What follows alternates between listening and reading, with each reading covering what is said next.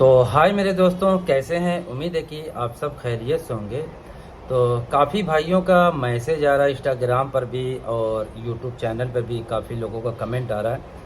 लोग यही मैसेज कर रहे हैं, सिर्फ और सिर्फ दो ही तीन तरीके का मैसेज आता है। या तो मुझे काम जो है अपने पास रख लीजिए, या भाई मैं सऊदी अरबिया में आकर के फंस चुका हूँ, 2 महीना आए हुआ है, तो कैसे मैं यहाँ से निकलूँ, और जो है कि कोई अच्छी ऑफिस बताइए, ये भी मैसेज आता है।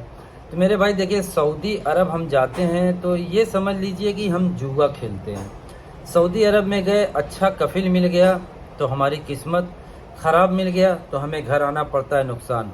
तो ऐसे ही जुआ में भी है, अगर जुआ हम खेलते हैं, लक हमारा साथ दिया तो जुआ जीत जाते हैं, वरना हम हार जाते हैं। तो यही हाल सऊदी अरबिया की है। और इसमें कुछ जो है कि ज़्यादातर धोखाधड़ी का काम, ये जो एजेंट होते हैं ना, मेन ट्रैवल ऑफिस वाले ये काम नहीं करते हैं। जो उनके लग्गू बज्जू जो एजेंट होते हैं, जो पनपट्टी पे गली में इधर उधर घूमते रहते हैं, आदमियों को पकड़ के लेकर के जाते हैं ऑफिस पे, ज़्यादातर फंसाने का काम उन्हीं का होता है। क्योंकि देखिए, दुनिया की किसी भी कंट्री से जब वीज़ा ऑफिस पे आता है तो कंपनी पूरा साफ साफ बता देती है कि 1500 या 1200 या 1700 रियाल हम तनख्वाह देंगे, प्लस हम 200 रियाल खाने का देंगे, यानी 1700 रियाल। ठीक है। या फिर हम 1000 रुपया तनख्वाह देंगे या 200 रुपया खाने का देंगे, 200 रियाल, यानी हो गया 1200 रियाल। अब 1200 रियाल जब ऑफिस यानी एजेंट वाले जब बताते हैं कस्टमर को, यानी मेरे जैसे लोगों को, जब एजेंट बताते हैं कि 1000 तनख्वाह है, 200 रियाल खाने का, यानी 1200 रियाल, तो हमारे माइंड में सीधे जाता है कि अगर जो 2000, अगर एक का 2 बन रहा होगा तो 12 दूना 24,000 रुपया इंडिया का हो गया। तो 24,000 रुपया तो 18-20,000 रुपया हम यहीं पे इलेक्ट्रिक में कमा लेते हैं। तो फिर सऊदी जा करके हमको फ़ायदा क्या। तो फिर वो आदमी ऑफिस से वीज़ा नहीं लगवाता है। तो अब वहाँ पे लोग क्या करने लगे हैं, जो एजेंट होते हैं वो क्या बोलते हैं कि आपको भाई 1700 रियाल तनख्वाह है, 200 रियाल खाने का है, या 1900 हो गया, या 1500 रियाल तनख्वाह है, 200 रियाल खाने का है, तो 1700। तो उसमें हम जोड़ते हैं कि यार चलो, अगर जो 200 रियाल खाने का मिल रहा है 200 साइड कर दो, 1500 मिल रहा है। अगर जो 1500 में 200 रियाल मतलब या 100 रियाल हम ऊपरी खर्चा निकाल लेते हैं गुटखा पान मसाले का, तो फिर भी हमारा 1400 रियाल बनेगा, यानी 1400 दूना 28, यानी 28-30,000 रुपया बच गया। उसके बाद फिर साल 2 साल में तो हमारी तनख्वाह बढ़ेगी। तो ये सोच करके आदमी चला जाता है। लेकिन जब वहाँ पर जाता है सऊदी अरबिया में या दुबई में या किसी भी कंट्री में जब जाता है, तो वहाँ पे पता चलता है कि हमें तनख्वाह मिल रही है 1000 रुपया और 200 रुपये का खाना है, और जो एकामा है, जो जिसे वर्क परमिट कार्ड कहते हैं, वो भी हमें जो है आधा पैसा देना बनाने के लिए। तो ये सब चीज़ें होती हैं। तो काफ़ी लोगों का मैसेज आता है कि मैं यहाँ पर आकर के फंस गया हूँ। तो मेरे भाई, अब फंस गए हैं तो उसमें तो मैं क्या, कोई भी कुछ नहीं कर सकता। बस यही है कि अब आप फंस चुके हैं तो सब्र मार के जो भी पैसा आप लगा करके गए हैं, अब उसको साल, 1.5 साल, 2 साल जो भी लगता है उसको लगाइए, लगा करके अपना पैसा निकालिए और ढूंढते रहिए। कोई इत्तेफाक से कोई आपको वीज़ा मिल गया तो फिर एग्जिट आ करके उस वीज़े पे चले जाइए। ठीक है। तो ये सब चीज़ें होती है मेरे भाई, बहुत ही सावधानी से जो है कि ये सब काम करें। अब जहाँ तक मेरी बात है, मैं भी, लोग बोलते हैं कि भाई आप कौन सी ऑफिस से वीज़ा लगाए थे। तो मेरे भाई देखिए, मैं भी एक बार फंस चुका हूँ। पहले मेरा वीज़ा आया था अलकसीम बुरैदा का, तो वहाँ पे मैं था तकरीबन 4 या 5 महीने था। और उस टाइम पे तकरीबन 2005 की मैं बात बता रहा हूँ, उस टाइम पे मेरा 70,000 रुपया लगा था। अगर हकीकत देखा जाए तो आज भी वही रेट है, 70,000 रुपया। जो वीज़े का रेट आज से 20 साल पहले था, वही रेट वीज़े का आज भी है। सिर्फ एक करेंसी का फ़र्क है। पहले 1 रियाल में 9-10 रुपया बनता था, आज के डेट में 1 रियाल में 20-21 रुपया बनता है। बाकी वीज़े का रेट वही है, 4,000, 5,000, 2,000 वही रेट है। ठीक है। तो मैं वहाँ पे जब गया था तो इलेक्ट्रिक में ही गया था, लेकिन मुझे वहाँ पर जाने के बाद काम क्या दिया गया, जो मुस्तौदा बोलते हैं ना, मुस्तौदा आप लोग समझते होंगे, जो स्टोर रूम होता है, यानी वहाँ से माल आ करके सुपरमार्केट में या छोटी छोटी दुकानों पे यहाँ वहाँ जाता है, तो उसे अरबी में कहते हैं मुस्तौदा। तो उसमें मेरी ड्यूटी लगाई गई थी लोडिंग की। तो जो सुपरमार्केट वाले आते थे, छोटे छोटे डायना वगैरह लेकर के आते थे, जो भी सामान लिखवाते थे, मैं उसको फिर निकाल करके पर्ची देख करके निकालता था, फिर गाड़ी में लोड करता था। फिर जब गाड़ी जाती थी तो उसके साथ भी जाते थे, वहाँ पर हम लोग उतारते भी थे, फिर दुकान के अंदर लेकर के जाते थे। तो 3-4 लोग होते थे। तो मिला जुला के मुझे मुस्तौदे का काम दिया गया। उसके बाद मेरा जो कफिल था पहले वाला, उसके पास लॉन्ड्री भी थी। फिर लॉन्ड्री पे मुझे रखा गया। लॉन्ड्री पे मैं जो है 2 महीने काम किया। पूरा रमज़ान मैं वहाँ पर काम किया। ईद की एक भी दिन छुट्टी नहीं मिली। सिर्फ और सिर्फ मुझे कपड़ा धुलने का काम दिया गया, यानी मैं लॉन्ड्री पे कपड़ा धुलता था। तो बहरहाल 4 और 5 महीना था। मैं फिर वहाँ से मैं एग्ज़िट आ गया। फिर एग्ज़िट आने के बाद 1 साल फिर मैं मुंबई में काम किया। उसके बाद जो है कि मेरा तो पूरा पैसा नुकसान हो गया था और 4 महीने में मुझे 1 रियाल तनख्वाह भी नहीं मिली थी। ठीक है, सिर्फ जो वही टिकट लगा करके मुझे भेजा था, वही जो मुझे मिला था बस, बाकी 1 रियाल मुझे एक्स्ट्रा नहीं मिला था।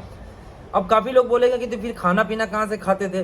तो जो हम लोडिंग का सामान मैं उतारता था ना, तो जहाँ पर भी जाता था तो 10-20 रुपये हमको जो है बख्शीश मिल जाते थे। यानी दिन भर में अगर जब हम 5-6 जगह जाके उतार देते थे तो दिन भर में 40-50 रियाल बख्शीश मिल जाते थे। ज़रूरी नहीं कि रोज डेली मिलता था, कहीं कहीं मिलता था। तो मेरा खर्चा उसी से चलता था मेरे दोस्तों। ठीक है, और उस ज़माने में सस्ताई भी थी। बीड़ी का बंडल 1.5 रियाल का आता था और जो गोल्ड लिफ सिगरेट आज के डेट में 17-18 रुपये का मिल रहा है, उस टाइम पे 3 रियाल का आता था। और पेप्सी 1 रियाल की आती थी, अभी तो 2.5 रियाल की हो गई है। तो सस्ताई थी तो उतना पता नहीं चलता था। तो बहरहाल मैं ऐसे ऐसे अपना दिन काटा हूँ। फिर 1 साल मुंबई में काम करता रहा। उसके बाद मेरे एक रिश्तेदार लगते हैं मामू, फिर मतलब जो है कि उन्होंने मुझे वीज़ा दिया। फिर मैं आज़ाद वीज़े पे गया था। तो आज़ाद वीज़ा मुझे मिला था 7,000 रियाल। यानी उस टाइम पे, जिस टाइम पे मैं गया था, टिकट और वीज़ा का मिला के तकरीबन 1,20,000 रुपया मेरा खर्च हुआ था। तो जब मैं यहाँ पर आया तो यहाँ पर भी वही मेरी स्थिति थी, क्योंकि जो मेरा वीज़ा लिया गया था ये बोल करके लिया गया था कि भाई जैसे जो मेरा कफिल है उसका कभी कभार मेंटेनेंस का काम निकलेगा, कोई लाइट ख़राब हो गई, पंखे ख़राब हो गए या फिर सीट सॉकेट ये सब खराब हो गई, तो उसको सिर्फ जो है सही करना। मैंने बोला ठीक है, इतना तो काम इंसान कर ही देता है। तो बहरहाल वहाँ पे जब गया तो रोज डेली दूसरा नया नया काम। एक बिल्डिंग कफिल ने बनाया, 1 रुपया नहीं दिया, वो काम खत्म हो गया। फिर नया घर जो है कि बनाया, उसमें मैंने काम किया, यानी 1 रुपया मुझे नहीं मिलता था। तो बहुत मेरी लड़ाई झगड़ा होती थी। लेकिन उसका जो लड़का है, अक्सर उसके साथ में मेरी वीडियो आप लोग देखते होंगे, अब्दुल रहमान उसका नाम है, तो वो भी मेरे ही हम उम्र का है। तो उसने जो है कि मुझे बहुत सपोर्ट किया। और आज की डेट में उसके मतलब जितने भी आदमी हैं सबका मतलब जिम्मेदार वही है। आजकल पूरे आदमियों की देखभाल वही करता है। अब उसके बाप जो है कि घर पे बैठे रहता है, पूरी देखभाल वही करता है। तो अब मैं गया हुआ था तो उसके हम उम्र था, तो उससे थोड़ा सा मेरा सलाम दुआ हंसी मजाक ये सब था। तो अब थोड़ा सा जब वो मालिक बन गया है तो बहुत ही मतलब अल्हम्दुलिल्लाह बहुत बेस्ट हो गया है। अब पहले की तरह मुझे नहीं, लेकिन वो कहते हैं ना कि सब्र का फल मीठा होता है। तो मेरे भाई मैं बहुत सब्र किया, क्योंकि सब्र करने की वजह ये थी कि मैं ये सोच रहा था कि यार एक बार मैं आया 5 महीने में चला गया, मेरा सारा पैसा नुकसान हो गया। अभी फिर मैं अगर जो जाता हूँ यहाँ से एग्जिट, तो फिर ये घर वाले मेरे यही कहेंगे कि ये कमाना नहीं चाहता है, सिर्फ बर्बाद कर रहा है। तो यही सब जो है मेरे माइंड में घूमते रहता था। तो मैंने बोला यार चलो जैसे भी निकलता है वक्त निकालो। और मैं वीज़े की भी तलाश में लगा था। ऐसा नहीं कि बस काम ही करता था या परेशान होकर टेंशन होकर एकदम मरीज की तरह रहता था, ऐसा नहीं है भाई। जो हो गया, टेंशन लेके तो कोई फ़ायदा नहीं है। तो फिर मैं वीज़े की भी तलाश करते रहता था। लेकिन तलाश करते करते मुझे एक वीज़ा मिला। तो फिर इत्तेफाक से फिर ये जब ये जिम्मेदार हो गया अब्दुल रहमान जो इस वक्त मेरा कफिल है, तो सब मामला मेरा ठीक हो गया। तो फिर वो वीज़ा जो है मैंने किसी और को बेच दिया। तो बहरहाल अभी 17-18 साल तकरीबन हो गए हैं मैं इसी कफिल के यहाँ पढ़ा हूँ। एक ही मेरा कफिल है, बहुत ही बेस्ट है। तो मैं आप लोगों को यही कहूँगा मेरे भाई, देखिए ये हर एक इंसान के साथ होता है। ठीक है, ऐसा नहीं कि आज जो कमा रहा है आप लोग देख रहे हैं उसको कि आज ये कमा रहा है यार महीने का 5,000 10,000 रियाल कमा रहा है। तो मेरे भाई ये ऐसे ही नहीं कमा रहा, वो भी आकर के यहाँ पे काफ़ी मेहनत किया है, काफ़ी तकलीफ़ों का सामना किया है, उसके बाद वो यहाँ तक पहुँचा है। अभी जैसे मैं अपना काम कर रहा हूँ अल्हम्दुलिल्लाह, जो भी है, मैं कभी रूम पे बैठता नहीं हूँ, मेरा काम चलते रहता है, यानी मेरी रूटीन चलते रहती है। कभी छोटा काम कभी बड़ा काम। वैसे छोटा काम मेंटेनेंस का काम तो मैं इलेक्ट्रिक का करता ही नहीं, क्योंकि मुझे बिल्डिंग से फुर्सत ही नहीं मिलती है कि मैं मेंटेनेंस का काम करूं। तो जो मेंटेनेंस का काम आता है, तो जो मेरे दोस्त यार हैं जो इलेक्ट्रीशियन हैं, जो बिल्डिंग का काम नहीं पकड़ पा रहे हैं या वो फ्री बैठे हुए हैं, तो मैं वो काम उनको दिला देता हूँ। तो बिल्डिंगों का काम मैं करता हूँ, या फिर मैं छुट्टी पे आ जाता हूँ। तो मेरा जो काम होता है, जो मेरे दोस्त यार होते हैं जो साथ में काम करने वाले होते हैं, तो मैं उनको दे करके आता हूँ, तो वो मेरा काम संभालते हैं।